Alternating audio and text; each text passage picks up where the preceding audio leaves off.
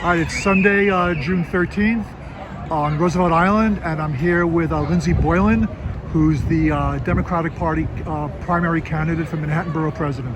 And we're in front of Nisi. So Ms. Boylan, can you tell us a little bit about your candidacy, please? Absolutely. Well, I'm a career urban planner, I'm a progressive Democrat, and I'm a mom, raising a 7-year-old daughter here in the city. And the borough president's job, which we're all hearing more and more about, is all about how to make the borough more livable. And there's no more important time to do that than in the midst of and post this pandemic. As the only career urban planner in the race, I've spent my whole career dealing with these issues. I spent the first decade in New York, managing in my career in New York, public spaces including Bryant Park, parts of Midtown and Chelsea and meatpacking, and then I went into municipal finance, so funding infrastructure like we see on Roosevelt Island. And then ultimately I worked for the state as the Jobs and Housing Secretary. And one of the organizations that I ended up overseeing was REOC, which I know is a really important element of management and housing issues and management of the bus system and the like on Roosevelt Island. And I couldn't be more excited or honored to do this job because you need someone who's focused on quality of life issues, affordability in housing, everything from how to deal with aging out of the Mitchell-Lama agreements and how to keep affordability to increasing the number of people who get vouchers and increasing, frankly, deeply affordable housing. These are the kinds of issues I spent my whole career thinking about and managing. And this borough president's job is a management job, and I'm the best person to do it. And I'm showing up everywhere I can to make sure that people know me, Lindsey Boylan, and that they can ask all the questions and we can have good conversations so I can do a good job when I win.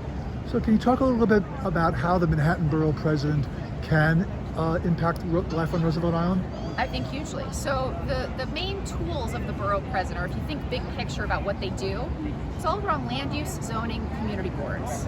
So you're very familiar with community boards, how they make decisions for the community on outdoor cafes, open streets, the like, issues of livability.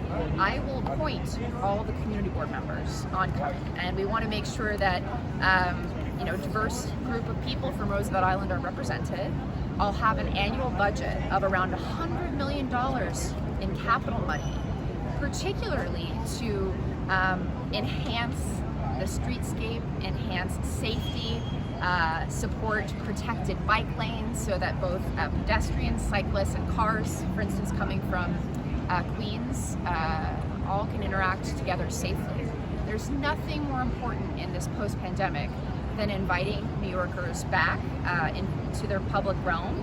And I gotta say, naturally speaking, Roosevelt Island has, I think, the perfect mix of quality of life, affordability that not only needs to be preserved, but actually enhanced. And I'll have a lot of resources to do that.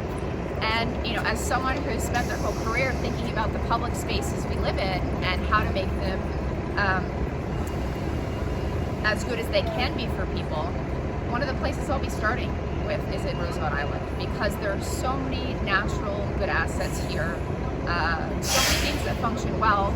How do I support making the things that aren't working well function better? That's everything from working between agencies, DOT, maybe REOC as well, which I have a lot of familiarity with, I'm sure the most of any of the borough presidential candidates, putting capital money into the island, thinking about integration even with Cornell Tech and public parks, particularly on the waterfront of the island, I know has always been a big issue. And I'm just excited to do that work and work for you, frankly.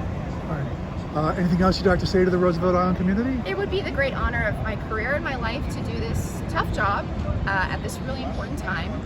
And, one of the most magical places I have to say in the city is Roosevelt Island. And I'm going to be looking for partnership and how I can be most helpful as possible to make this community as affordable, livable as possible, and it would be fun to work for you in that way. Oh, you had mentioned earlier that you had experience working on issues regarding Roosevelt Island. Yeah. Can you talk a little bit about that? Absolutely. It's like kind of two different realms. So when I was the Deputy Secretary for Economic Development, I oversaw all job creation for the state, and I also oversaw all of the state's housing portfolio, including housing community renewal, Office of Storm Recovery, which continues to give out funds post-Sandy and manage waterfront issues related to resiliency, which I know is a side issue. And then most key probably is I oversaw Roosevelt Island Operating Corporation, and in that, a lot of the complicated issues that won't be surprising to you was how to age out of Mitchell Llama. And one of the last things that I was engaged in was both Westview and thinking through how to preserve as much affordability as possible. So the complicated housing concerns and the goals of making as much affordable housing available as possible took up a lot of my time. Issues around enhancing the infrastructure on the waterfront and walkability were very big. And then as the jobs secretary, I was also, once the city of New York under the Bloomberg administration gave Cornell the partnership with Cornell Tech, we were pretty engaged with how to support the life sciences. And the life sciences, as you may know, are one of the key industries that can employ people in lots of different kinds of jobs with different educational backgrounds. It pays really well, and the US is doing very well. So one of the goals I think has to be, how can people living on Roosevelt Island benefit the most and feel like they are a part of all of the planning, even that's happening south of the tram and in Cornell Tech? And how do we make sure that the first priority is always people who live on Roosevelt Island, and how do we, enhance all the things that are wonderful here? So I guarantee you, I'm the person who has the most experience with REOC because I oversaw it when I was the secretary. Resiliency issues that we're undoubtedly going to be dealing with, infrastructure support, particularly for the walking ways and the waterfront, and then integration of Cornell Tech. So all those things, stuff I'm very familiar with. And it would be so fun to work together to make sure that Roosevelt Island is the place that we all know it can be, and continues to be, deeply affordable, livable, in whatever ways I can do that. Great. Thank you very much, and good luck. Thank you so much, Ray.